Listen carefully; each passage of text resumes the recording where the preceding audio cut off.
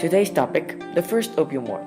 The First Opium War was an armed conflict between the Qing dynasty in China and Great Britain.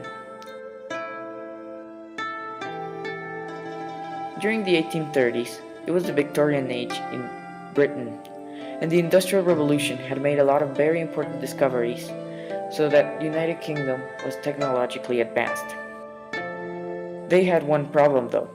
They had just lost the 13 colonies in America due to the American independence that had also costed them a lot of money. During the same time, in China, the Qing dynasty was ruling.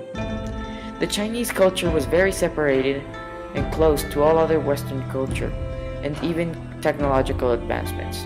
This meant that China barely interacted with other countries. UK was looking to recover from the American independence and had its eyes set on China. The trade between these two countries was not very balanced because there was a huge trade deficit caused by the massive amount of tea that UK bought from China, and China didn't buy anything from UK. So, UK was losing a lot of money and could not afford to buy more tea. They only traded with silver, which British had very few of. So in order to trade with the Chinese, they started selling opium, which they got from crops in British-controlled India. The idea was that when the Chinese became addicted to opium, they would have to buy it from Britain. Opium is a drug collected from the opium poppy flower, and nowadays is used to synthesize heroin and morphine. The Emperor Daoguang prohibited opium in China and appointed Lin Sexu to supervise the fulfillment of this new rule. Lin Sexu wrote a letter to Queen Victoria telling her to be moral and respect the rights of the Chinese, but it is most likely that the Queen never received this letter, so he took other measures. Lin Sexu imposed death penalty to opium smugglers and confiscated about 21,000 chests of opium and destroyed them. Charles Elliot, the chief superintendent of trade, told the traders that the loss would be compensated by the British government, but this did not happen. And so, the UK sent a fleet of army vessels, giving the start to the war. The war began in 1839 and was located in the southeastern coast of China and the Canton region of the Pearl River. The British, who had very superior naval power, quickly destroyed the Chinese forts and their junks. The Chinese army, that was armed with bows and arrows and swords, had a lot of their troops addicted to opium that was no match for the technologically advanced and trained British army. When the navy was close enough to bombard Canton, the officers paid them to retreat, but they didn't accept it. So the fleet advanced north the coast of China, taking over cities on their way.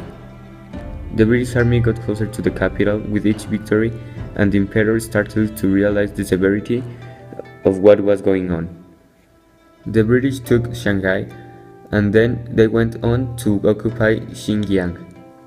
This put the British army very close to Nanjing, where the final battle was going to be fought, because Nanjing is the entrance to the Yangtze River, which was considered the heart of China because all of the trade to the capital passed through there.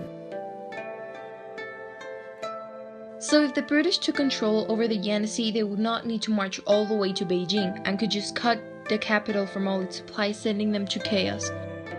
But before the battle even began, the emperor reconsidered and agreed to start negotiations for initiating peace. So the Treaty of Nanjing was signed, marking the end of the First Opium War in 1842.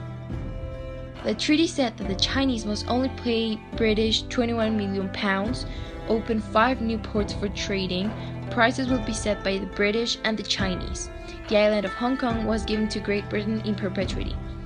The only thing that the Nanjing Treaty didn't agree on was to legalize opium and on Christian missionaries being sent to China. This brought a lot of consequences to the world. First of all, the geography of China changed because Hong Kong was now owned by the British. There were political changes too because the trading ports were open and the UK established embassies and consulates in many Chinese towns.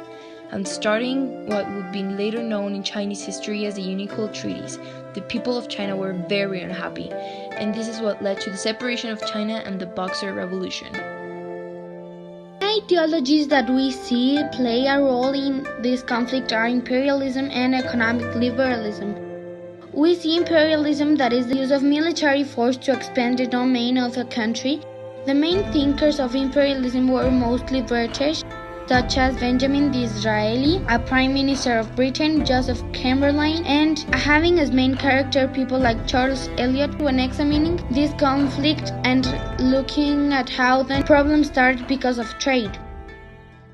I think that you can see even today what opium wars made to the West and East relationship. I can also see how much imperialism and economic liberalism impact our society today, with economic liberalism being the current economic system, and we can see the trace that imperialism left in the culture of the countries that were occupied by other larger countries. The First Opium War was a very important part of history, and without it, the world we live in would be very, very different. The Opium Wars affected in a lot of ways the trading between UK and China. This war has affected the culture in China in many ways and the people perspective. The economic liberalism is the main source of economic system worldwide. This has affected a lot in the way of thinking of people. Imperialism has also affected a lot in undeveloped countries' cultures. So I really think that these movements, even though they were bad on their time, had contributed a lot in world history and other countries' cultures. I think that the Opium Wars were really important, not only for China, but to other countries too. The Opium Wars helped to make the China of today. They even affected traditions, language, culture, inventions, perspective, etc. I learned about imperialism before, and it is interesting to learn about how they were treated, how they used to deal with the problems, including their characteristics and resources that they had before.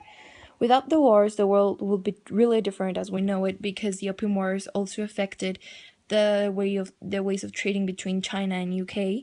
I think that the Opium Wars were really important not just for the culture of both countries, but also in the economic way of China and UK.